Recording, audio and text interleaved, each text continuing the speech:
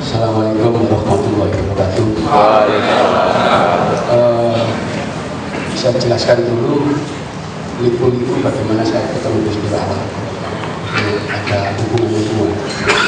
Jadi saya kenal Gus Dur pertama itu tahun 87 ketika saya jadi wartawan Jawa Pos di Jakarta. Itu sering wawancara dengan beliau, sering ketemu sampai 89 saya turun dari Jawa Pos jadi penulis beliau aja. Nah di situ saya menangkap pemikiran-pemikiran Gus Dur, tapi yang masih biasa saja. Kemudian kira-kira tahun 90-an saya mulai sering ngantar Gus Dur karena bersama dengan Kaji Masdur. Jadi Kaji Masdur itu orang tinggal di warung di Surabaya sana, itu yang sering ngantar Gus Dur itu. Nah saya di rumahnya Kaji Masdur itu ngantar Gus Dur ini. Setahu saya Gus Dur ini waktu itu sampai tahun 49 itu kalau tinggal di rumahnya Mas Dur pasti tidurnya di lantai, nggak mau bisa tidur di kasur atau apa. Nah, itu yang apa sempat saya tanyakan ke beliau. Jadi beliau punya keyakinan kalau tidur di lantai itu tidak bisa diganggu oleh ilmu macam apapun, nggak bisa diganggu. Nggak tahu keyakinan, tapi ya jadi nggak mau tidur di kasur, nggak mau, harus melekat di atas bumi. Itu nggak bisa diganggu ilmu apa aja, santet apa nggak bisa. Itu kayak gitu. Saya baru tahu juga. Jadi kenapa? Karena tidak pernah tidur di kasur. Jadi ya, sama saya satu ruangan ini tidur di lantai. Nah dari situ kemudian kita bisa merekam semua apa yang dibicarakan Gus Dur dalam setiap keliling itu. Tapi ada satu perubahan besar tahun 95. Waktu itu ada persiapan 50 tahun peringatan 10 November. Tokoh-tokoh yang dimunculkan di situ itu bukan tokoh-tokoh yang menjadi inti peristiwa 10 November. Di situ Gus Dur dipanggil sama ibu yang Solita Sultan yang berjasa besar dalam peristiwa 10 November itu kan Mbah Hasim. Kenapa yang muncul orang-orang lain? Gitu. Akhirnya Gus Dur tanya kepada kelompok itu, ya, yang jadi pahlawan di situ. Jawabannya menyakitkan hati.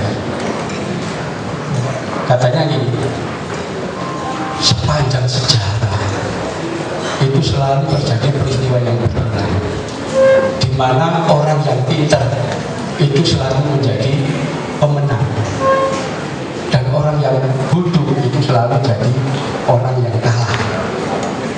Karena itu sekalipun dalam 10 November itu yang berjasa orang bodoh, yang memanfaatkan sebagai pemenang pasti orang pintar. Itu Gus Dur mendapat jawaban itu tersinggung. Baru teman-teman dikumpulkan itu di Malang,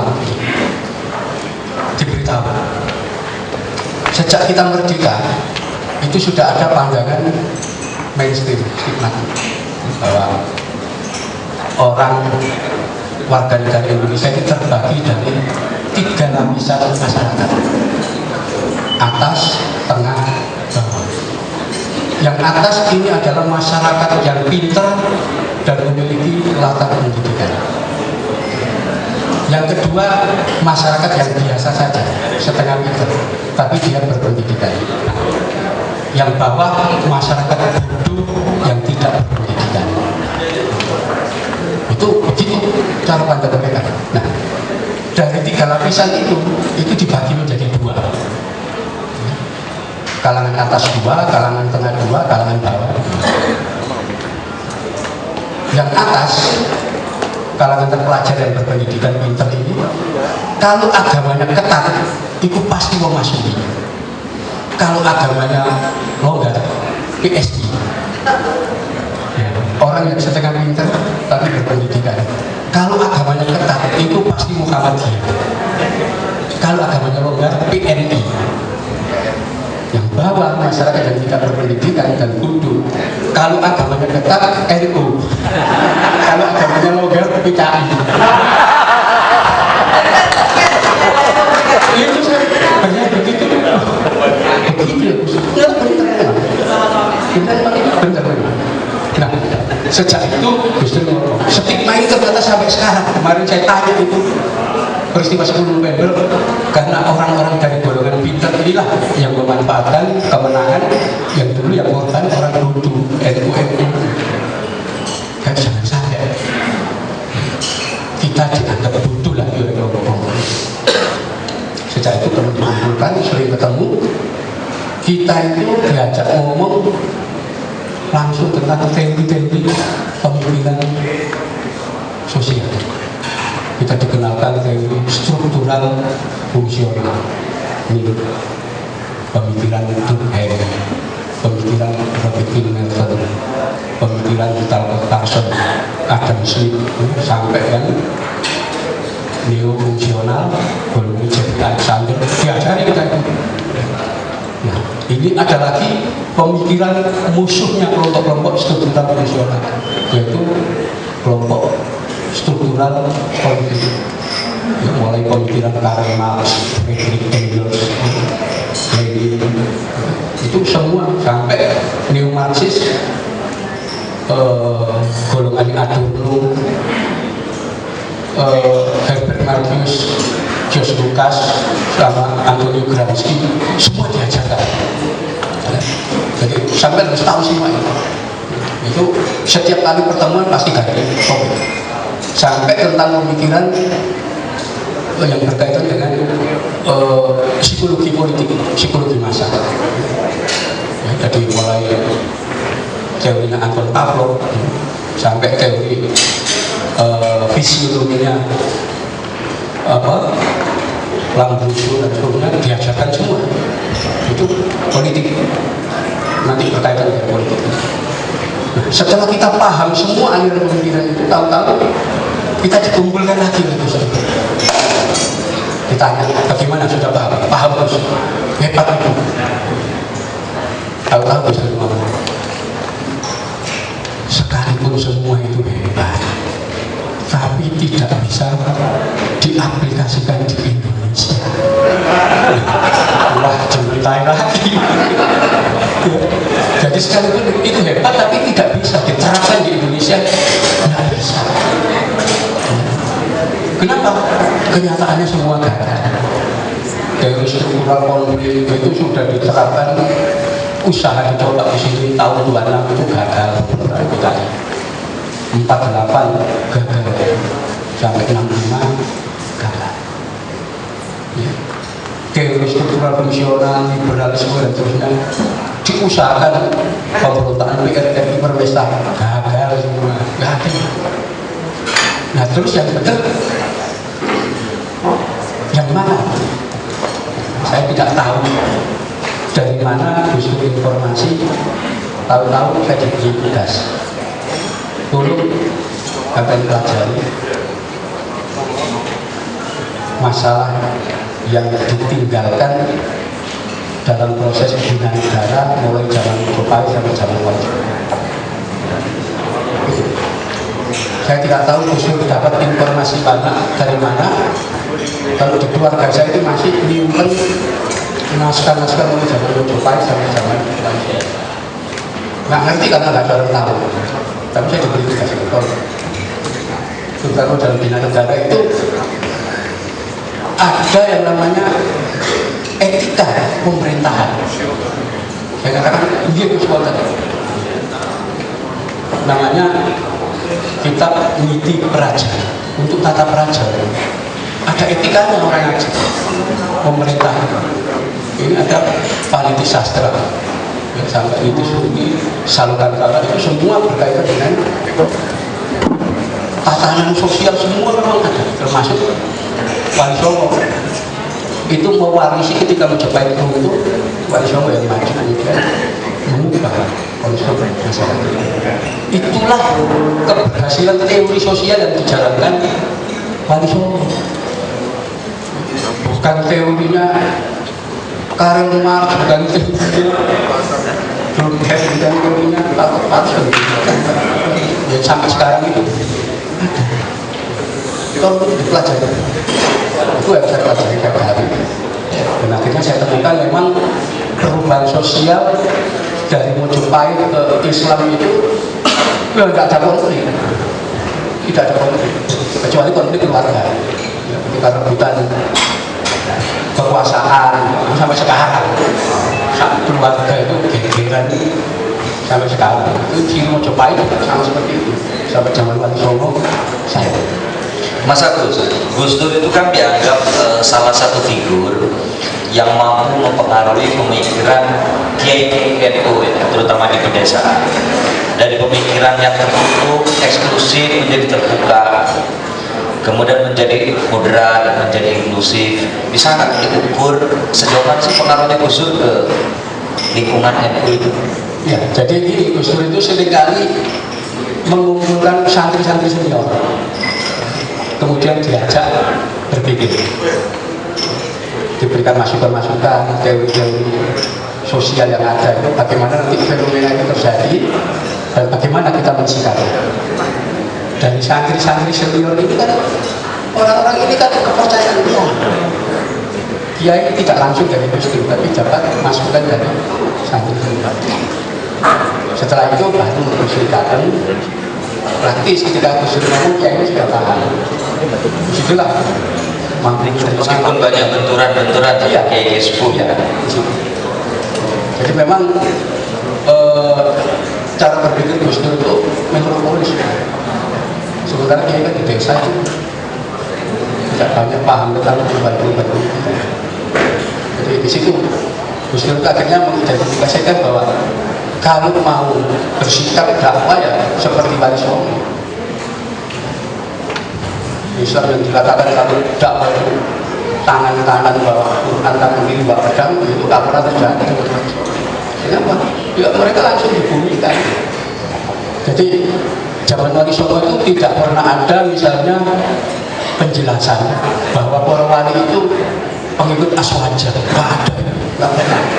Wali Songo mengklaim aku ini penganut Imam Syafi'i, nggak pernah ada begitu.